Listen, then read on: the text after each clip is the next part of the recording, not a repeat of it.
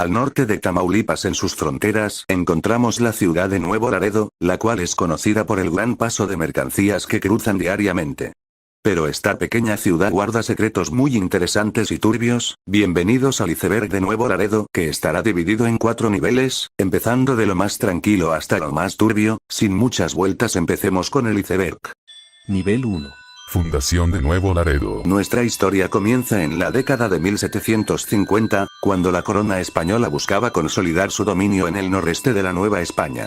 Este vasto territorio, conocido como Nuevo Santander, estaba prácticamente deshabitado y expuesto a ataques de tribus indígenas como los apaches y comanches. El encargado de llevar adelante la colonización fue José de Escandón, un militar y administrador visionario conocido como el colonizador del Nuevo Santander. Escandón tenía un plan: fundar villas y misiones a lo largo del río Bravo para garantizar la seguridad y el desarrollo de la región. Entre esas villas estaba la villa de San Agustín de Laredo, cuyo propósito sería servir como un punto estratégico para el comercio, la ganadería y la defensa. En 1755, Escandón designó a Tomás Sánchez de la Barrera y Garza para fundar la villa.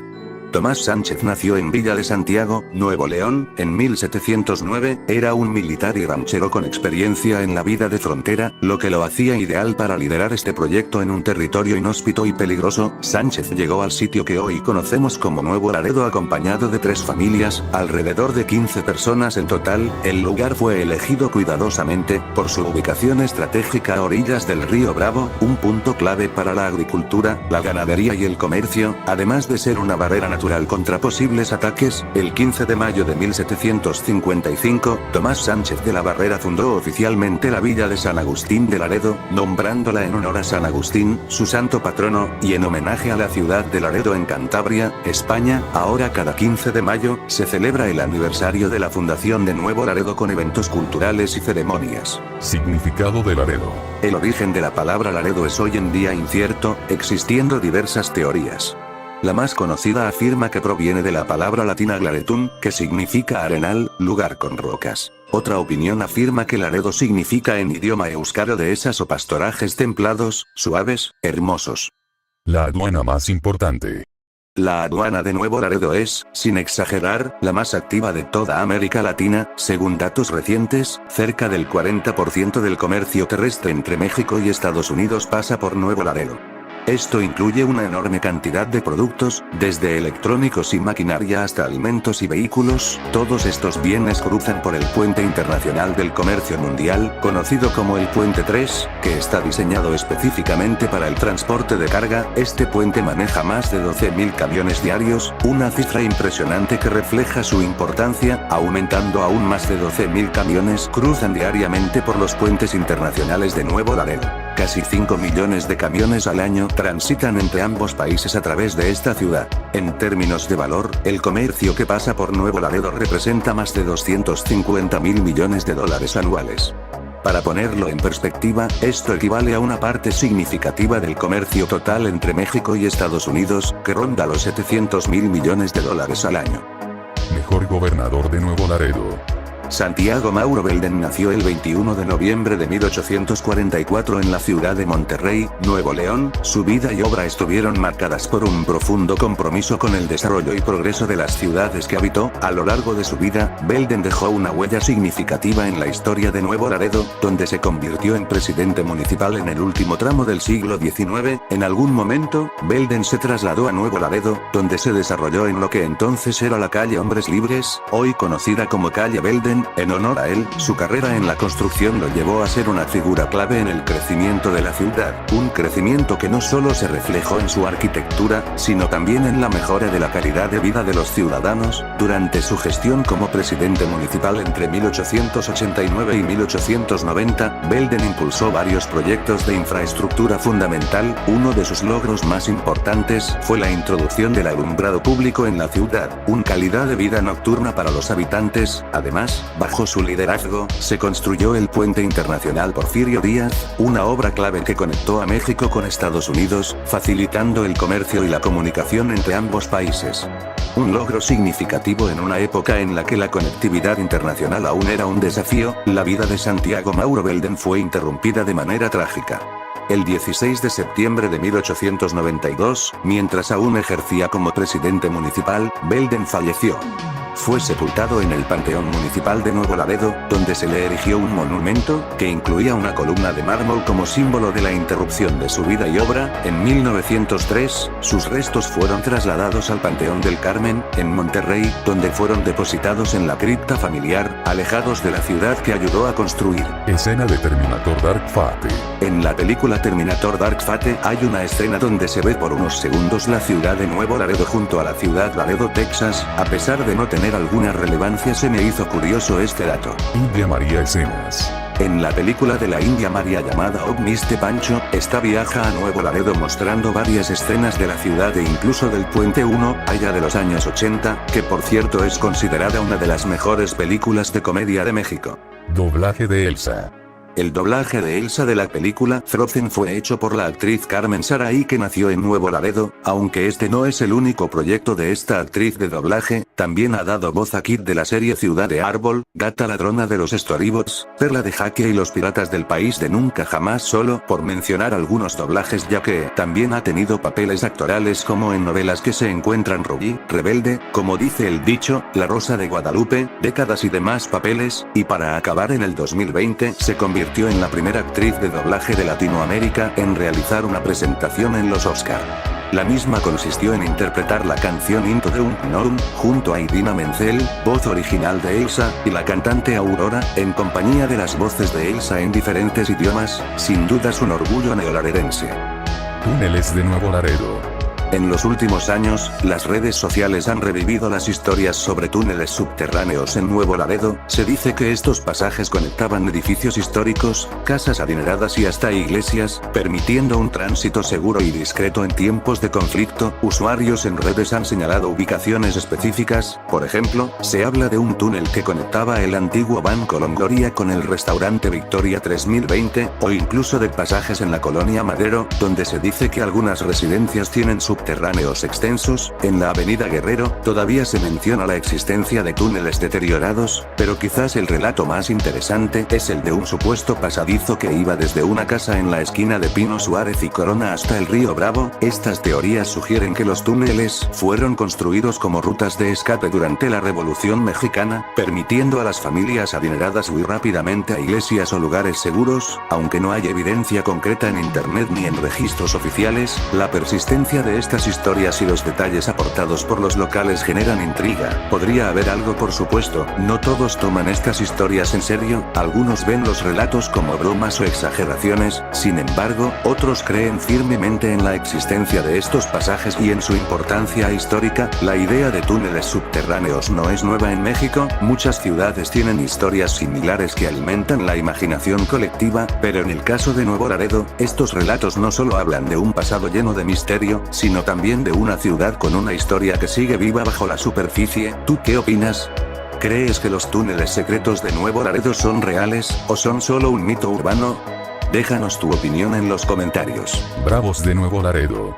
Los Bravos de Nuevo Laredo fueron un equipo de fútbol fundado en 2004 con el objetivo de fomentar el deporte organizado en Nuevo Laredo, Tamaulipas. Participaron principalmente en la segunda y tercera división del fútbol mexicano. Entre sus logros destaca el subcampeonato del torneo Revolución 2011, donde perdió la final contra las Chivas Rayadas por marcador global de 2-0. Su estadio, conocido como el Coloso de la Chimalpopoca, se encuentra en la Unidad Deportiva Benito Juárez y tiene capacidad para 5,000 espectadores. En 2014, el equipo fue trasladado a Soledad, San Luis Potosí, y cambió su nombre a Santos de Soledad. Durante su existencia, los Bravos destacaron por su esfuerzo en promover el deporte y brindar un espacio competitivo para jóvenes futbolistas.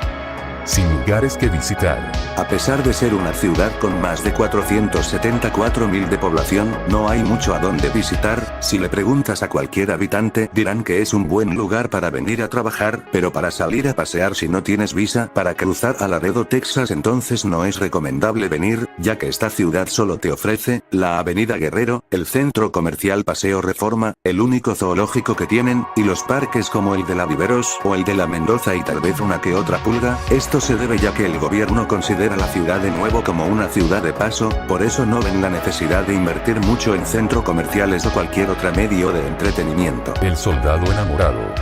La historia del soldado enamorado de Nuevo Laredo es una leyenda urbana moderna que ha capturado la atención y el corazón de muchos. Este personaje, conocido como Esteban, es un antiguo marino que desde 1996 ha demostrado una devoción inquebrantable hacia Cecilia, una mujer de quien se enamoró profundamente tras conocerla en una discoteca local. Su relación difícil solo unos meses, pero dejó una impresión duradera en Esteban. Cada 14 de febrero, Esteban ha sido visto en diferentes lugares emblemáticos de Nuevo Laredo, vestido con su uniforme militar y portando un ramo de flores, esperando el regreso de su amada. Aunque Cecilia terminó su relación el 28 de noviembre de 1996, Esteban sigue con la esperanza de que ella vuelva algún día. A pesar de los años y los comentarios divididos en la comunidad, algunos consideran su acto romántico, mientras que otros lo ven como una obsesión. Su persistencia ha convertido esta historia en un fenómeno local. En los últimos años, Esteban había anunciado su última aparición, pero volvió a ser visto en 2024, reafirmando su compromiso y su deseo de mantener vivo este gesto romántico. Nivel 2. Leonor Villegas. Leonor Villegas de Magnon fue una mujer valiente y visionaria, conocida como la Rebelde por su participación en la Revolución Mexicana. Nació en 1876 en Nuevo Laredo, Tamaulipas, y se educó en Estados Unidos, donde desarrolló un pensamiento crítico y un espíritu combativo. Fundó la Cruz Blanca Constitucionalista, una organización humanitaria que atendía a los heridos de guerra, convirtiendo su hogar y escuela en hospitales clandestinos. Su valentía quedó demostrada durante la batalla de Nuevo Laredo en 1914, al rescatar soldados heridos bajo amenaza de arresto. También escribió La Rebelde, un libro publicado póstumamente, que narra su lucha y el papel crucial de las mujeres en la revolución. Villegas de Magnon recibió múltiples medallas por su servicio, dejando un legado de justicia e igualdad. Falleció en 1955, dejando un legado de lucha, justicia y compromiso con los ideales revolucionarios. El payaso de la Madero. La leyenda del payaso de la colonia Madero cuenta una historia inquietante y trágica relacionada con un circo. Se dice que en los años 1980, un circo llegó a la ciudad y tuvo un gran éxito. Sin embargo, uno de los payasos decidió robar las ganancias de la taquilla, lo que provocó la furia de sus compañeros. En un acto de justicia violenta, lo golpeó hasta matarlo y arrojaron su cuerpo en la colonia Madero. Desde entonces, varias personas aseguran haber visto al espíritu del payaso en esa zona, especialmente en la madrugada. Según los relatos, si alguien se detiene en automóvil en la colonia, el vehículo podría apagarse sin motivo, momento en el que el payaso aparece en la ventana. Aunque no suele hacer daño, su sola presencia genera terror antes de desvanecerse en la oscuridad. Batalla de Nuevo Laredo. Durante la Revolución Mexicana, Nuevo Laredo fue un punto estratégico, ya que su puerto fronterizo facilitaba el paso de suministros y tropas a Monterrey. El doctor Canuto Barrera González, presidente municipal en ese momento, explicó que los federales querían aislar la ciudad para despejar la vía férrea hacia Monterrey, esencial para transportar municiones, armas y tropas. El general Joaquín Tellez defendió la plaza, impidiendo un ataque constitucionalista desde Piedras Negras. Cuando el general Pablo González Garza asumió la ofensiva, reunió a 5.000 hombres para atacar la ciudad el 1 de enero de 1914, con el objetivo de cortar el suministro de armas y debilitar el control federal. A pesar de la intensidad del ataque, la guarnición local de 1.200 soldados logró repeler la ofensiva con intensos combates que duraron hasta el día siguiente. En la defensa, murieron héroes como Ezequiel Gutiérrez, Exiquio Parra y Manuel Lugo. La batalla resultó en la victoria de los federales, asegurando la plaza por más tiempo en manos huertistas. Héroe de Nacatas. El 11 de octubre de 1946, el ferrocarrilero Jesús Espinoza Rodríguez, conocido como el héroe de Nacataz, protagonizó una hazaña que salvó innumerables vidas. Jesús nació el 24 de diciembre de 1926 en Nuevo Laredo, Tamaulipas, hijo de Nicolás Espinoza, jefe de patio en la estación de ferrocarriles, y de Josefa Rodríguez. Tras la muerte de su padre en 1942, Jesús comenzó a trabajar para Ferrocarriles Nacionales de México. El 11 de octubre de 1946, Jesús se encontraba trabajando como garrotero abanderado en el cabose de un tren carguero, el cual había salido de Saltillo. Cuando el tren llegó a la curva en Nacataz, un punto peligroso del trayecto, el tren se descarriló, causando la muerte de 3 de los tripulantes. A pesar de estar gravemente herido, Jesús se levantó con valentía y logró dar la señal de alarma al Águila Azteca, un tren de pasajeros que se dirigía hacia Nuevo Laredo. Gracias a la rapidez de reacción de los conductores del Águila Espinoza, lograron detener la marcha a tiempo. Si no hubiese sido por su esfuerzo, el tren de pasajeros habría chocado directamente con los restos del tren descarrilado, convirtiéndose en el peor accidente ferroviario de la historia de México. Por su valentía y sacrificio, Jesús Espinoza Rodríguez pasó a la historia como el héroe de Nacataz, salvando la vida de cientos de personas con un solo acto de heroísmo, y dejando un legado de coraje y entrega cada 11 de octubre. Antiguo Panteón Municipal. Ubicado entre las avenidas Yucatán, Salinas Puga, Simón Bolívar y General Maclovio Herrera, en la colonia Victoria, el Panteón Antiguo Municipal de Nuevo Laredo es un lugar cargado de historia y memorias. La tumba más antigua pertenece a Tiburcia González de Ramos, quien falleció el 1 de febrero de 1881 a los 60 años. Junto a ella está sepultado su esposo, Juan Ramos Treviño, fallecido en 1889, fue uno de los fundadores de Nuevo Laredo, lo que resalta la importancia de su tumba en el contexto histórico de la ciudad. Este cementerio es hogar de personajes ilustres como Santiago Mauro Belden, presidente municipal que impulsó grandes obras públicas, y Ezequiel Reyes Uribe, alcalde durante 1914 y 1915. También descansan héroes de la Segunda Guerra Mundial y de Vietnam, y hay tumbas con inscripciones en hebreo, japonés y chino, reflejando la diversidad de la ciudad. El lugar destaca por su arte funerario, con lápidas de mármol italiano y trabajos de hierro que cuentan historias de un sitio de descanso eterno, sino un puente hacia el pasado multicultural de Nuevo Laredo.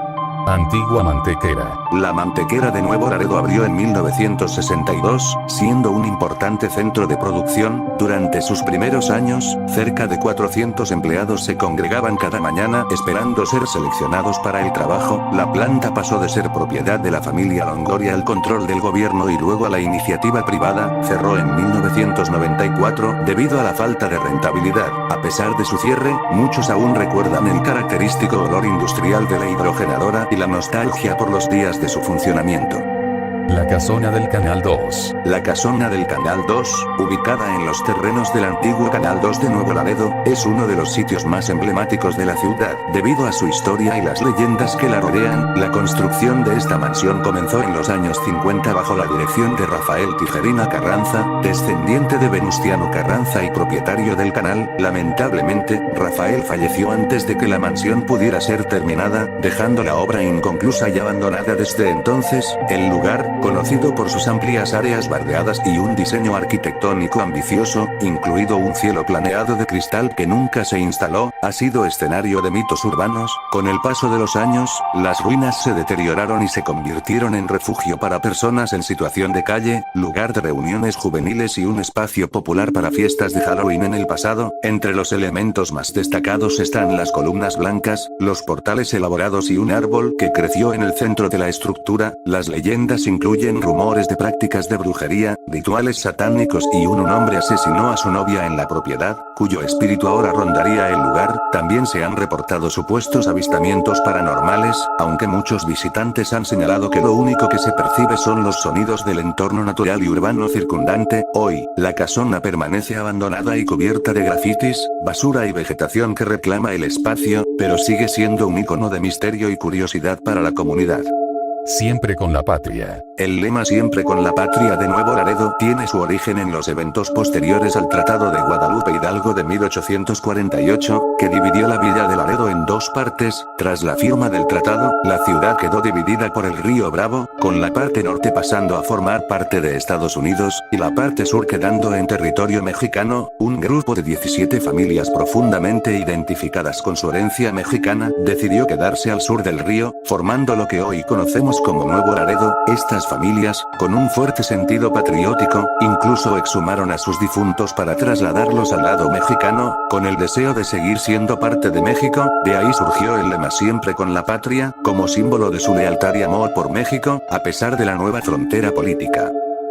inundación del 54. El 27 de junio de 1954, Nuevo Laredo enfrentó una de las mayores tragedias de su historia, lo que comenzó como una lluvia ligera en la cuenca del Bravo, cerca del río Diablo, rápidamente se transformó en una catástrofe. En cuestión de minutos, el río Diablo desbordó con fuerza y alimentó al río Bravo, creando una creciente devastadora que días después, el 29 de junio, impactó con toda su furia a los dos Laredos, en Piedras Negras, donde se había alertado a la población con anticipación. Pocos tomaron en serio las advertencias, el agua invadió cada rincón, dejando un hedor de muerte y destrucción. En Nuevo Laredo, la comunidad logró evacuar gran parte de las áreas cercanas al río, pero el desastre no se pudo contener, más de 400 casas colapsaron bajo la poderosa corriente, y las calles se convirtieron en ríos. El diario El Mañana registró el caos. Heriberto de Andar Amador, su director, movilizó a su equipo para documentar cada momento de esta tragedia. Los reporteros describieron cómo la creciente arrasaba todo a su paso y cómo las ciudades hermanas, Nuevo Laredo y Laredo, quedaron completamente incomunicadas. Nadie podía entrar, nadie podía salir.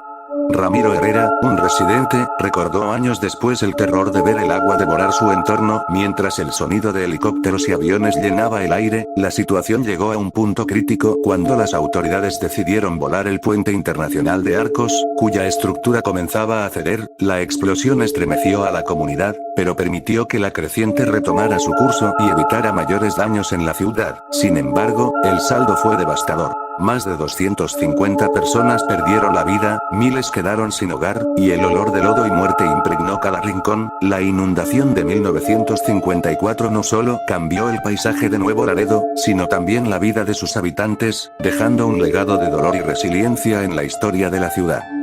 Cierre de Oxxos. En julio de 2024, Nuevo Laredo, Tamaulipas, vivió un evento inusual: el cierre temporal de todas las sucursales de Oxxo y Oxxo Gas. La razón detrás de esta decisión fue la creciente inseguridad que enfrentaban los empleados. Según Roberto Campa, director de FEMSA, la empresa fue blanca de amenazas y extorsiones, incluyendo intentos de control sobre precios, horarios y proveedores de gasolina. Incluso se reportó el secuestro de 2 colaboradores para obtener información sensible. Esta medida, aunque drástica, buscó proteger la integridad del personal. Mientras FEMSA trabajaba con autoridades locales para buscar soluciones, la respuesta incluyó la movilización de efectivos militares a la región para reforzar la seguridad y crear condiciones que permitan reanudar operaciones en el futuro. Muerte de Lucio Blanco. Lucio Blanco, conocido como el Caballero Gallardo de la Revolución por su porte elegante y su atractivo físico, fue un líder revolucionario que luchó por la justicia social y los derechos de los campesinos en la Revolución Mexicana, considerado el hombre más guapo de su época, refugiándose en Texas. En 1923, Lucio Blanco fue engañado por Ramón García, un traidor que trabajaba para el gobierno de Álvaro Obregón, quien lo invitó a cruzar el río Bravo con el pretexto de entrevistarse con un coronel mexicano. Al cruzar, García le colocó esposas, traicionándolo junto al coronel Aurelio Martínez. El comandante mexicano Jesús Anaya y su escuadrón estaban esperando en el lado mexicano, y al ser descubiertos, comenzaron a disparar. Lucio Blanco, al intentar escapar, se aventó al río. Sin embargo, el peso del cuerpo de Martínez lo hizo incapaz de nadar, y Lucio Blanco murió ahogado. Los 3 cuerpos fueron encontrados flotando en el río Bravo, marcando el trágico final de un valiente revolucionario. Muerte de Maclovio Herrera. Maclovio Herrera fue una figura destacada de la Revolución Mexicana, ya que sirvió como general del Ejército Constitucional, luchó en varias batallas clave, incluida la defensa de Torreón, y fue reconocido por su liderazgo y sus habilidades estratégicas.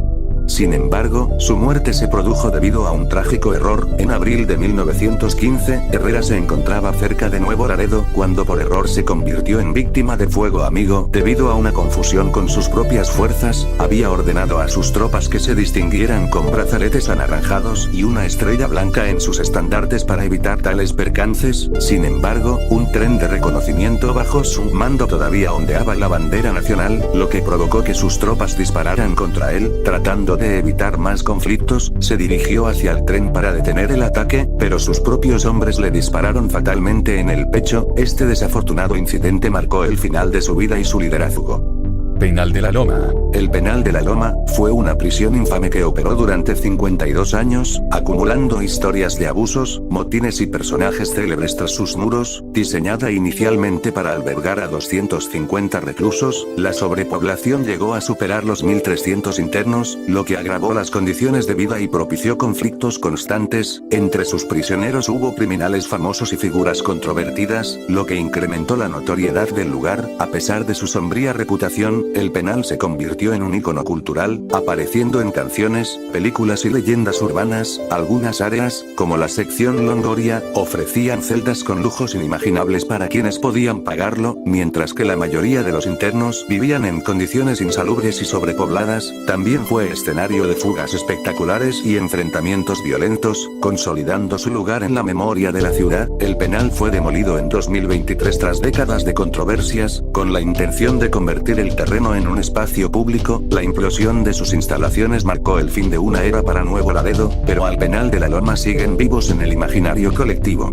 Explosión de la Dulcería Huerta. La explosión de la Dulcería Huerta ocurrió el 18 de octubre de 1999 y fue una tragedia que dejó al menos 5 muertos, 3 de ellos niños. La explosión tuvo lugar en una bodega clandestina de cohetes que estaba disfrazada de dulcería, en la colonia Mirador. La onda expansiva fue tan fuerte que destruyó 5 viviendas y causó daños en otras 20, además de afectar vehículos cercanos.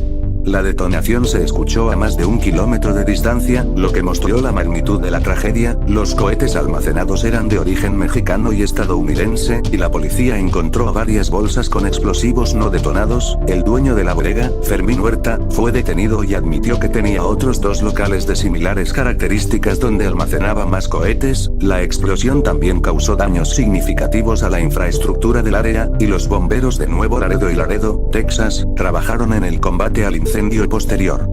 Nivel 3, kilómetro 26. El kilómetro 26 de la carretera Monterrey-Nuevo Laredo es tristemente conocido como uno de los tramos más peligrosos en México, debido a la cantidad de desapariciones que ocurren allí, en su mayoría atribuidas al crimen organizado. Este tramo forma parte de la denominada carretera de la muerte, donde víctimas suelen desaparecer tras ser detenidas en retenes falsos o emboscadas. Por ejemplo, entre los casos más recientes, 2 trabajadores desaparecieron mientras viajaban por esta vía en noviembre de 2023. Viajaban en un vehículo que fue rastreado por un sistema de peaje, pero no se volvió a tener noticias de ellos tras cruzar la caseta. Además, testimonios recabados indican que en esta carretera, víctimas han sido retenidas en condiciones deplorables y golpeadas, algunas de las cuales regresaron con vida, pero temen relatar lo sucedido. Según cifras, entre 2021 y 2023 se han reportado múltiples desapariciones, incluidas mujeres y niños. En este mismo tramo, las autoridades han implementado operativos en la zona, pero el control del crimen organizado y la ausencia de señal telefónica en algunos fundel continúan exigiendo mayor atención al problema, mientras que los familiares de las víctimas enfrentan la incertidumbre y la falta de respuestas efectivas.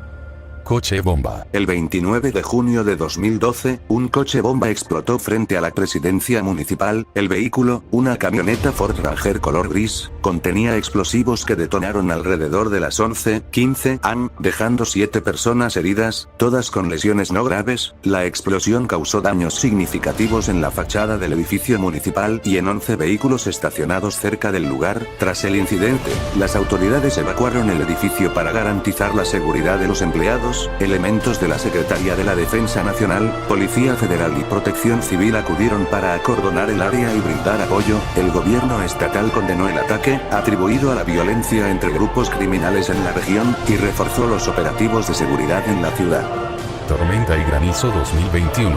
En mayo de 2021, Nuevo Laredo vivió una de las tormentas más fuertes de su historia reciente. Los vientos alcanzaron hasta 150 km por hora y la precipitación fue de más de 35 milímetros en solo 35 minutos, lo que causó severos daños a la infraestructura de la ciudad. Este fenómeno dejó un saldo trágico de 3 personas fallecidas y varios heridos. Más de 157.000 viviendas quedaron sin electricidad debido a la caída de postes y torres de alta tensión ocasión, las fuertes ráfagas de viento arrancaron techos en al menos 12 colonias populares y provocaron inundaciones, árboles y estructuras publicitarias fueron derribados, y 12 tráileres volcados en la autopista Monterrey-Nuevo Laredo, negocios y vehículos estacionados también fueron dañados por la caída de objetos pesados. Ante esta tragedia, el gobierno estatal activó protocolos de emergencia, evaluando los daños y proporcionando ayuda alimentaria a las familias afectadas. La Comisión Federal de Electricidad trabajó sin descanso para restaurar el servicio eléctrico, reconectando al 21% de los afectados en las primeras horas. 5 jóvenes asesinados por militares. En febrero de 2023, 5 jóvenes fueron asesinados por militares en Nuevo Laredo, en un incidente que generó gran conmoción y controversia. Los jóvenes iban a bordo de una camioneta cuando fueron atacados a balazos por elementos del ejército mexicano, que alegaron haber respondido a un enfrentamiento previo con miembros del crimen organizado. Según algunos informes, las víctimas, entre ellas Wilberto Mata Estrada, alias Mando Willy, habrían estado vinculadas al Cártel del Noreste, específicamente a su brazo armado, la Tropa del Infierno. El ataque dejó a varios de los jóvenes muertos en el lugar, con al menos 2 siendo rematados en la cabeza después de caer al suelo. Este hecho desató una serie de protestas y enfrentamientos entre los pobladores y los soldados, quienes fueron confrontados por los familiares y residentes locales. A pesar de las versiones que vinculaban a los jóvenes con actividades criminales, las familias denunciaron que los asesinatos fueron un abuso de poder por parte de los militares, acusando una ejecución extrajudicial. Tras el suceso, se iniciaron investigaciones por parte de la Fiscalía General de la República y la Comisión Nacional de los Derechos Humanos, CNDH, mientras que la Fiscalía Militar también procedió a investigar a los efectivos involucrados. En cuanto a los militares responsables, algunos fueron detenidos, pero después fueron liberados bajo circunstancias que no están completamente claras, lo que generó aún más indignación en la población. Atentados contra el periódico El Mañana. El periódico El Mañana ha sido blanco de varios ataques a lo largo de los años, debido a su cobertura de la violencia y el narcotráfico en la región. En diciembre de 2024, el diario sufrió un atentado con granadas en sus instalaciones. Afortunadamente, no se reportaron víctimas mortales, pero este ataque es solo uno de los varios que ha sufrido la prensa en esta zona del norte de México, donde las amenazas de grupos criminales son frecuentes. El primero de estos atentados ocurrió en 2010, cuando el periódico fue atacado a tiros, y desde entonces, los trabajadores del Mañana han sido objeto de intimidaciones, debido a sus informaciones sobre los cárteles de droga. En un intento de frenar la labor informativa, los criminales han recurrido a la violencia física y las amenazas. Estos ataques son parte de un clima de presión en el que varios periodistas han tenido que exiliarse debido al peligro inminente para su vida. Aunque las autoridades han manifestado su preocupación por los ataques, la impunidad sigue siendo un problema persistente. Horas establecidas. Las horas establecidas se refieren a los horarios en los que se implementaban restricciones de circulación debido a la violencia relacionada con el narcotráfico y el crimen organizado. Durante algunos períodos críticos de inseguridad, las autoridades locales establecieron horas de toque de queda o restricciones de movimiento en ciertas zonas de la ciudad. Generalmente eran a partir de las 9 de la noche. Estas medidas buscaban proteger a los ciudadanos y minimizar el riesgo de enfrentamientos armados, ya que los cárteles de la droga y otros grupos criminales operaban de manera más activa durante las horas nocturnas. Los residentes de Nuevo Laredo vivieron bajo estas restricciones en diversas ocasiones, especialmente durante picos de violencia en los años 2000 y 2010. A menudo, las calles se vaciaban después de una cierta hora. En la actualidad todavía hay colonias que tienen establecidas sus horas y estas pueden variar desde las 9 hasta las 10 de noche. La secta Defensores de Cristo. La secta Defensores de Cristo fue una organización liderada por Ignacio González de Arriba, un hombre español que se autoproclamaba Cristo reencarnado y Maestro Fénix. Junto con sus colaboradores, como el venezolano José Losanger y el boliviano Shoucriel Mernesi, operaban principalmente en Nuevo Laredo y otras partes de México. El grupo atraía a personas con promesas de poderes milagrosos y una supuesta conexión con lo divino, ofreciendo cursos de bioprogramación, sanación energética, magia y poderes psíquicos, por los cuales cobraban grandes sumas de dinero. Algunos adeptos llegaron a pagar hasta $130,000 por el acceso a estos poderes. Las víctimas de la secta sufrían abusos físicos y psicológicos, se reportaron casos de poligamia forzada, abusos sexuales, trabajo en condiciones extremas y privación de alimentos y agua. Los Los líderes convencían a las mujeres de que sus relaciones sexuales con ellos les limpiaban del pecado, mientras que los hombres eran forzados a obtener prostitutas para satisfacer los deseos de González. Además, muchos miembros vivían en condiciones insalubres y primitivas, como dormir en cajas de madera. En 2013, tras varios años de denuncias anónimas y la acumulación de pruebas, las autoridades mexicanas, incluyendo la Policía Federal y el Instituto Nacional de Migración, lograron desmantelar la secta. Durante un operativo en una finca en el kilómetro 14 de la carretera entre Monterrey y Nuevo Laredo, fueron arrestados González junto con otros 24 miembros, incluyendo 14 extranjeros. Los líderes fueron consignados ante un juez federal en el penal de Matamoros, Tamaulipas.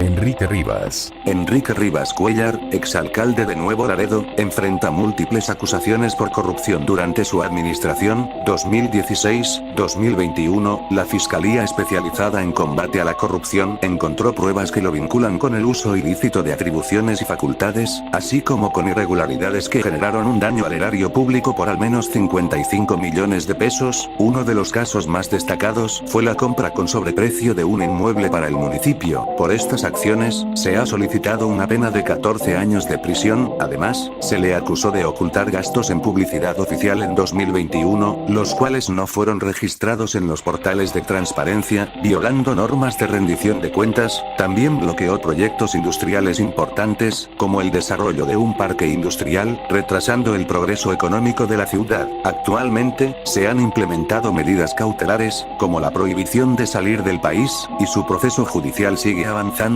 Este caso es emblemático para Nuevo Laredo, pues representa una lucha contra la corrupción en un contexto marcado por el región con altos índices de inseguridad y criminalidad. IAL contra Carmen Lilia. La contienda por la presidencia municipal de Nuevo Laredo entre IAL El Abdalá, PRI-PAN, y Carmen Lilia Canturosas, Morena, estuvo marcada por múltiples actos de guerra sucia y tensiones que evidenciaron la polarización política. Ambas candidatas denunciaron acciones que afectaron sus campañas, como robo de lonas, destrucción de anuncios espectaculares y distribución de material difamatorio. Carmen Lilia Canturosas acusó directamente a los equipos de IAL El Abdalá de repartir panfletos que la vinculaban con grupos delictivos, utilizando personas vestidas con ropa de Morena para dañar su imagen. Además, señaló actos de vandalismo sistemático, como el robo de publicidad y ataques a espectaculares, lo que calificó como un intento de intimidación y manipulación del proceso electoral. Canturosas presentó denuncias formales ante las autoridades y organizó una marcha pacífica para exigir un cese a la violencia electoral. Por su parte, el equipo de IAL El Abdalá negó las acusaciones y señaló que también había sido blanco de denuncias y ataques por parte de Morena. Aterriza avión secuestrado. En 1984, un avión de la aerolínea estadounidense Delta Airlines fue secuestrado por un ciudadano iraní armado con una granada y un cuchillo. El vuelo, con ruta de Los Ángeles a Dallas, fue desviado y aterrizó en Nuevo Laredo. El secuestrador exigió hablar con medios internacionales y pedía un comunicado público sobre la política exterior de Estados Unidos en Medio Oriente. Tras un breve enfrentamiento en el aeropuerto, el secuestrador fue capturado por autoridades mexicanas sin que hubiera víctimas mortales. El incidente destacó la vulnerabilidad en los vuelos internacionales de la época y generó un despliegue mediático y de seguridad sin precedentes. La intervención rápida de las autoridades evitó una tragedia mayor. Nivel 4. El Chacal. En noviembre de 1981, Nuevo Laredo vivió uno de los crímenes más atroces de su historia, protagonizado por Florencio Reyes Martínez, apodado El Chacal. Este hombre secuestró a una niña de 10 años en el crucero de las calles Perú y Leona Vicario el 8 de noviembre. Al día siguiente, el cuerpo de la menor fue encontrado, lo que conmocionó a la comunidad y desató una indignación masiva entre los neolaredenses. El crimen generó tal nivel de furia en la población que estuvieron a punto de linchar a Reyes Martínez cuando fue capturado. La noticia del asesinato corrió rápidamente, y los residentes de la ciudad se movilizaron para exigir justicia por el brutal asesinato. Este episodio sigue siendo recordado por generaciones mayores de Nuevo Laredo como un ejemplo del impacto de un crimen que marcó a la comunidad en su momento.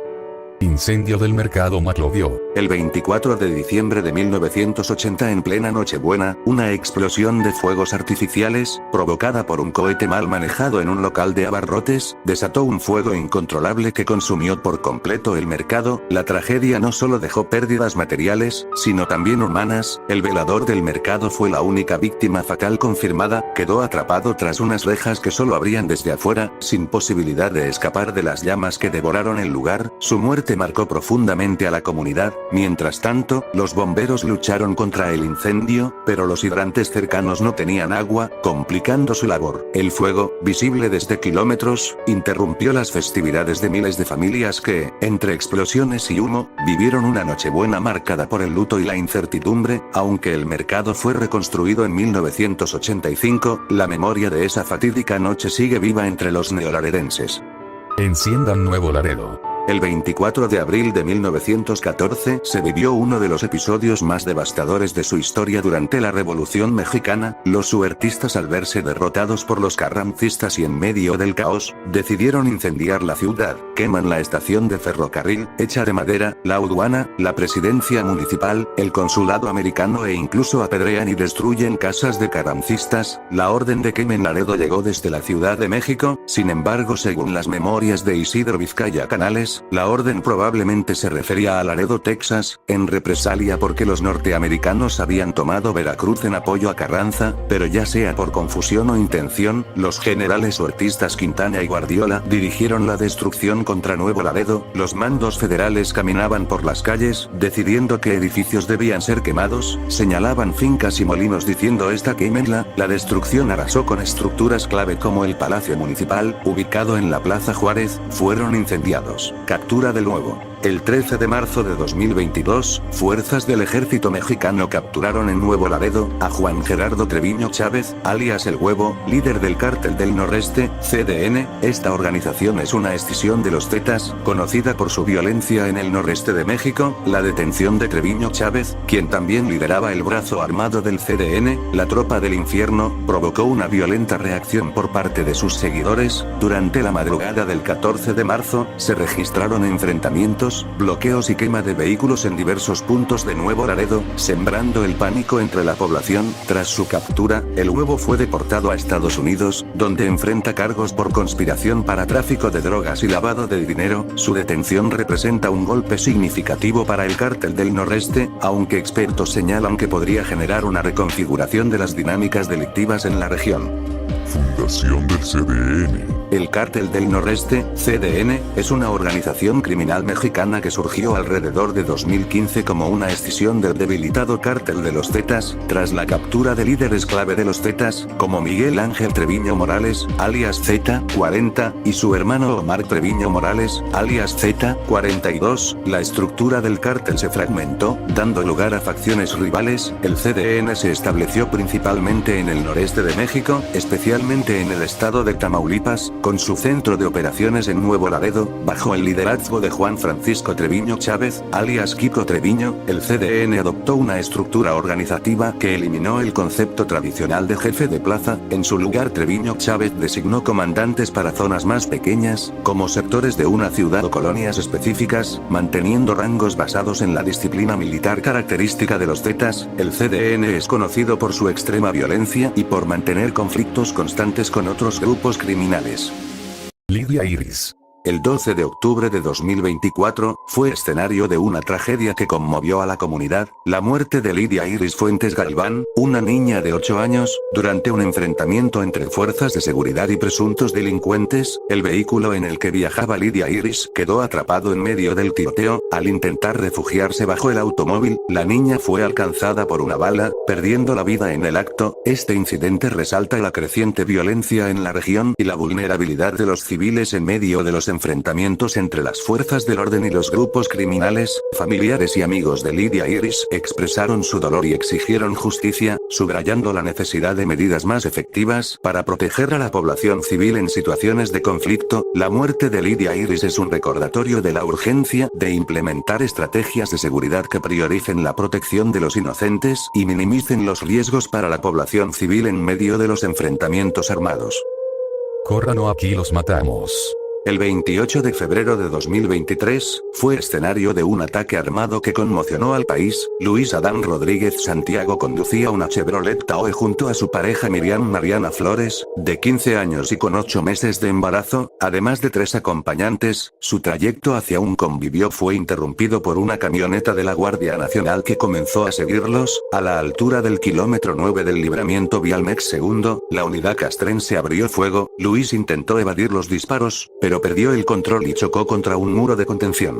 Mientras las balas seguían, los militares les gritaron: "Corran, corran o aquí los matamos". Luis fue herido por una bala que atravesó su espalda y pecho. Al intentar ayudar a Miriam, los agentes lo amenazaron: "No te acerques, culero, te vamos a matar". El saldo fue devastador. Felipe García, de 54 años, y Miriam Mariana Flores, junto a su bebé por nacer, murieron en el lugar. Edwin Leonel, de 14 años, y Verónica Patricia Treviño, de 24, también resultaron heridos. En la escena se encontraron al menos 83 casquillos percutidos. Testimonios posteriores revelaron que los militares revisaron la camioneta y exclamaron: "Güey, la cagamos, no tenían nada". Este trágico evento dejó al descubierto un aparente error que costó vidas inocentes y un silencio preocupante de las autoridades militares.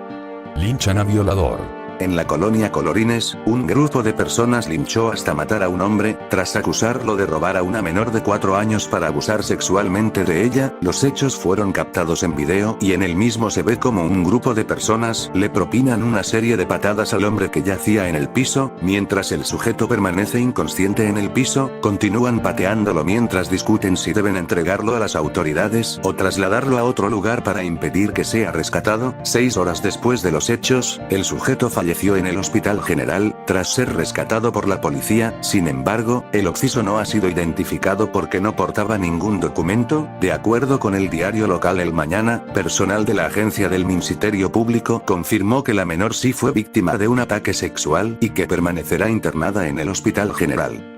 Y con eso cerramos este iceberg. Espero que les haya gustado. Muchas gracias por llegar hasta el final, y si te gustó el vídeo puedes apoyarme con un me gusta, un comentario y tu suscripción, que me ayudaría mucho para seguir subiendo este contenido. Puedes dejarme tus sugerencias en los comentarios. Que tengas un bonito día y hasta luego.